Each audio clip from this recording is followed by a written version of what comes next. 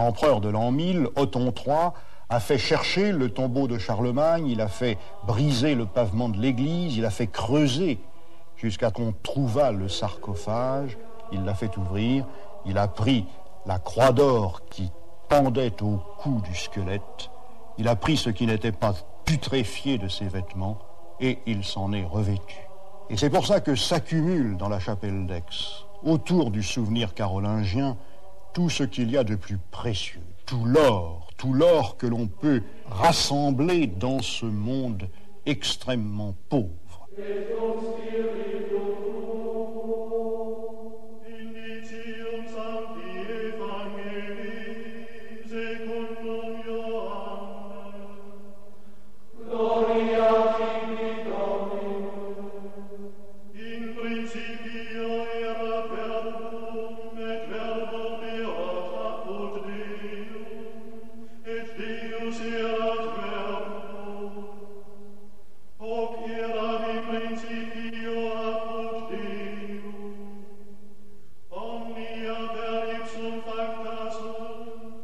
Et surtout ces objets merveilleux qui forment le décor des liturgies du pouvoir.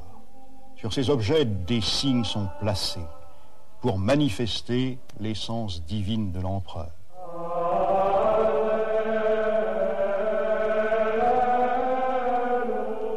Dieu l'a couronné de sa main. Au pied du Christ, l'empereur se prosterne, minuscule, avec son épouse. Et pourtant, il est sur la terre imprégné de la toute-puissance. Il tient dans l'une de ses mains, comme le Christ dans le ciel, ce globe qui est le symbole de la totalité de l'univers, une illusion.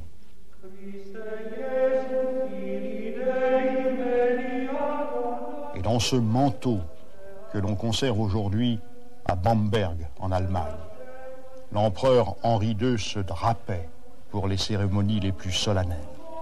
Sur ce tissu, on avait brodé l'image des constellations et des signes du zodiaque.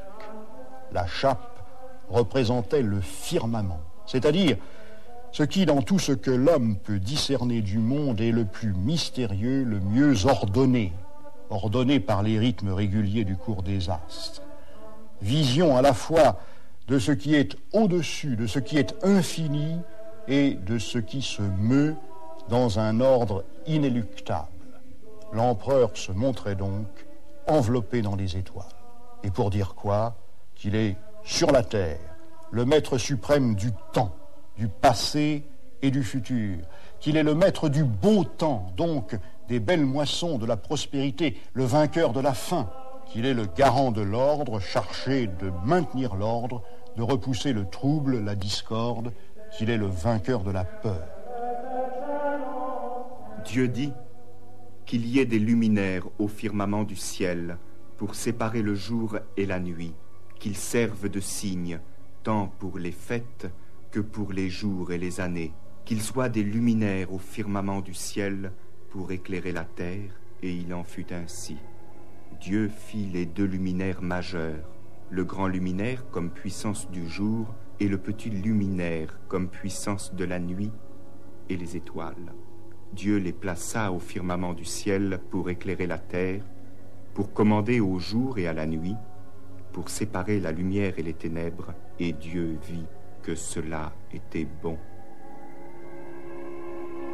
Et imaginons l'extraordinaire, l'incommensurable distance entre cette parade du pouvoir et tout autour la forêt, les tribus sauvages d'éleveurs de porcs, ces paysans pour qui le pain lui-même et le pain le plus noir était un luxe exceptionnel.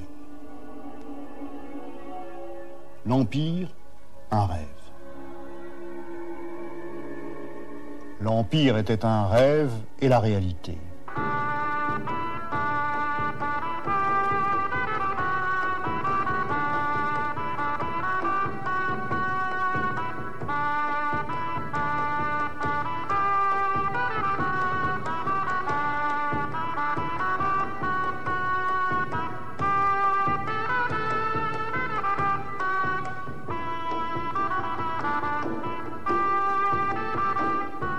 La réalité de l'an 1000, c'est ce que nous appelons la féodalité, c'est-à-dire l'adaptation des formes du pouvoir aux conditions vraies, à l'état vrai, si primitif de la civilisation.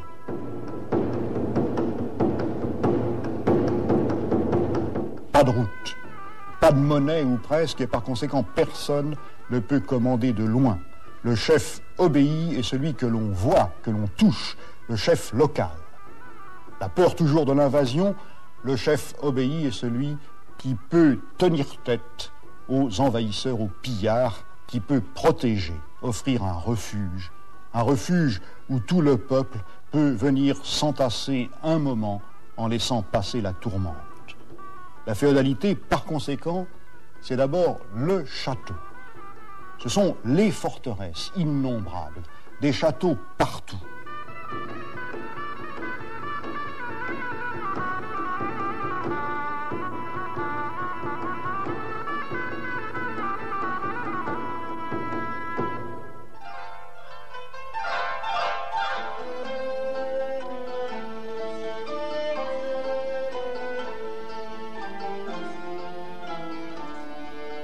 Dans le sud de l'Europe, ils tiennent encore debout parce qu'on les avait très tôt construits en pierre. Citadelles tutélaires, oui, des abris dans le danger, mais menaçantes aussi, les repères de la soldatesque, parce que la féodalité, c'est aussi la primauté sur tous les autres hommes de ceux qui combattent, de ceux qui savent défendre, des spécialistes de la guerre efficace. Une vingtaine, une trentaine d'hommes musclés, tenant garnison dans chaque forteresse, mais qui se sentent, en contrepartie du service qu'ils rendent, le droit d'être entretenus par ceux qu'ils protègent, d'être nourris par le plat pays qu'ils exploitent. Des hommes de cheval, des cavaliers, des chevaliers. La féodalité, c'est la chevalerie campée dans l'Europe paysanne, vivant d'elle, sauvagement, la terrorisant, une armée d'occupation.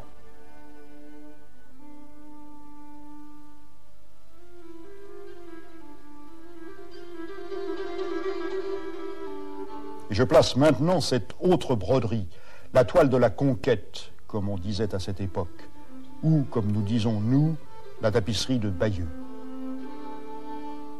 Elle vient d'Angleterre, de l'Angleterre récemment conquise par les Normands. Confectionnée une soixantaine d'années après la chape de Bamberg, vers 1080, elle contredit le rêve impérial, elle montre la réalité féodale. Encore des rois, ici le roi Édouard le Confesseur d'Angleterre, il fait les mêmes gestes que l'empereur, il est assis lui aussi sur un trône.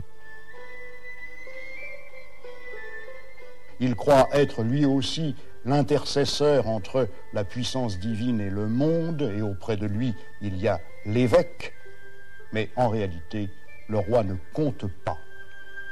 Le héros de cette bande dessinée, c'est celui qui a pris le vrai pouvoir. C'est le chef local, c'est le chef de guerre, c'est le duc de Normandie, Guillaume le Conquérant, environné, lui, par des hommes d'armes. Par ces hommes, ceux qui lui ont fait hommage. Et ces guerriers devant qui tremblent les paysans et les prêtres. Un jour, ils se sont agenouillés devant lui, tête nue, sans armes. Ils ont mis leurs mains nues, jointes, entre les siennes. Il a refermé ses mains sur les leurs, et puis il les a relevées, rétablies dans l'égalité, dans l'honneur. Il les a baisés sur la bouche. Et puis ces chevaliers ont juré. Ils ont juré de le servir, de l'aider, de ne jamais le trahir, et ainsi, ils sont devenus ses vassaux. Le mot veut dire ses petits garçons, ses garçons. Ces garçons tenus à se conduire envers lui comme le bon fils se conduit envers son père. Le duc est leur seigneur, ce qui veut dire le vieux, l'ancien. Et il est tenu, lui, de les nourrir, de les armer, remise des armes.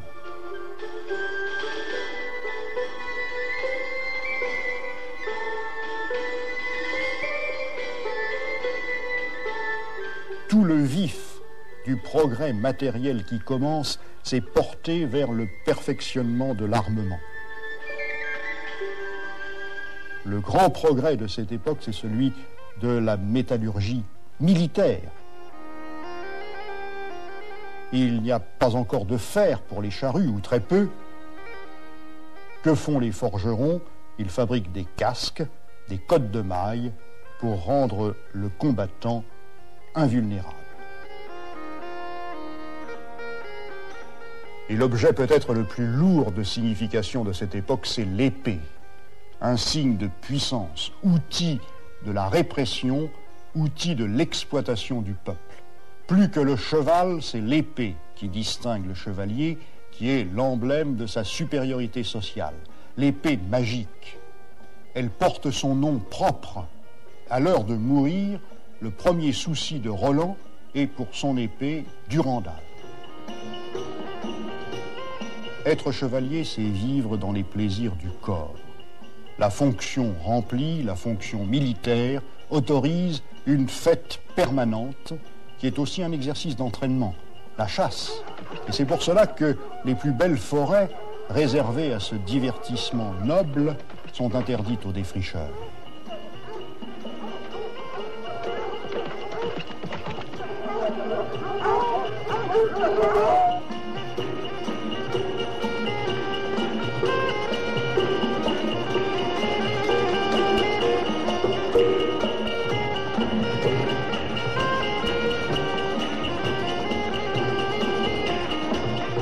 La chasse, le banquet, manger se goinfrer de belles venaisons alors que tout le monde alentour crève de faim. Chanter ensemble. Le chevalier ne sait pas lire. Tout ce qu'il a dans la tête, ce sont des paroles de chansons.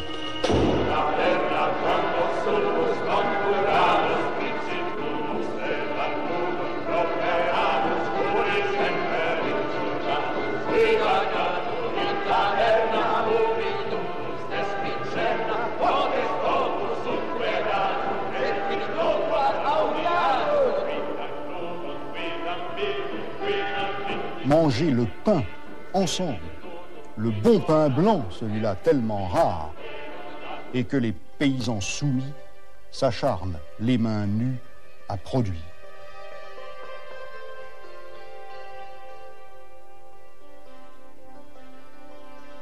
Parce que le château d'où ces cavaliers sortent en bande pour courir la forêt et la campagne, qui est symbole de protection, de justice, de paix. Il est devenu maintenant que le grand péril est passé, le symbole de l'asservissement.